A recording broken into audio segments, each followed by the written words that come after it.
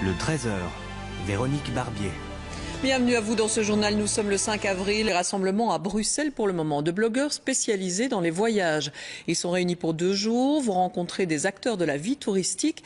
L'occasion pour la capitale de vanter ses mérites. Et après les attentats, c'est plus que nécessaire. Kamel Azous. 170 blogueurs venus des 4 coins du monde. Certains sont des amateurs, d'autres de véritables professionnels. Mais ils ont une passion commune, le voyage.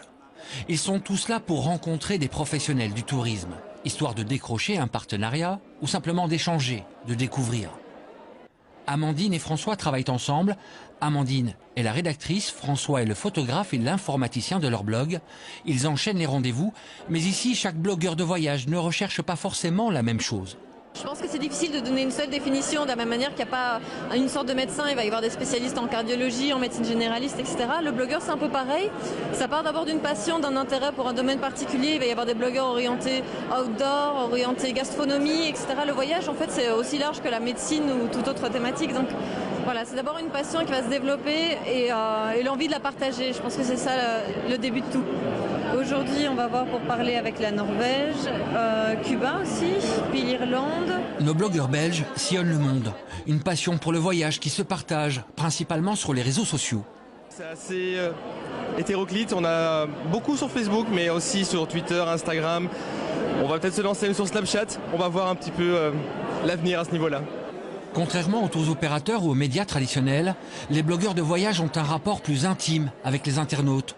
Ce sont un peu des amis que l'on suit et avec qui on interagit. Ces guides de voyage virtuels sont devenus des acteurs incontournables du secteur. Les blogueurs qui sont présents aujourd'hui ont à eux tous une visibilité de plusieurs millions de lecteurs et d'abonnés en plus sur les réseaux sociaux cumulés. Donc il est évident en plus que cette visibilité-là sera absolument formidable pour la destination pour apporter un petit coup de pouce supplémentaire. Internet est une véritable vitrine internationale pour les offices de tourisme par exemple. Grâce à leur carnet de voyage, les blogueurs ont un impact quasiment instantané. Nous les avons emmenés en voyage pour découvrir la Wallonie, Bruxelles et la Flandre hier. Et tout de suite, ils étaient en train de communiquer. Donc oui, cette communication, elle est vivante, elle est immédiate et elle est très importante, d'autant plus dans les circonstances actuelles. Pascal est une blogueuse québécoise qui connaît par cœur tous les petits recoins de Bruxelles. Pour cette amoureuse de la Belgique, les blogueurs donneront un nouvel élan au tourisme bruxellois après les attentats du 22 mars. Je pense que les blogueurs peuvent justement dire, continuez d'y aller, c'est charmant, puis ils ont rien perdu de leur bonne humeur, ils n'ont rien perdu de leur charme, puis je pense que les blogueurs ont ce rôle, oui, à jouer, à aider, à démystifier et à faire en sorte de ne pas s'enfermer chez nous dans notre peur.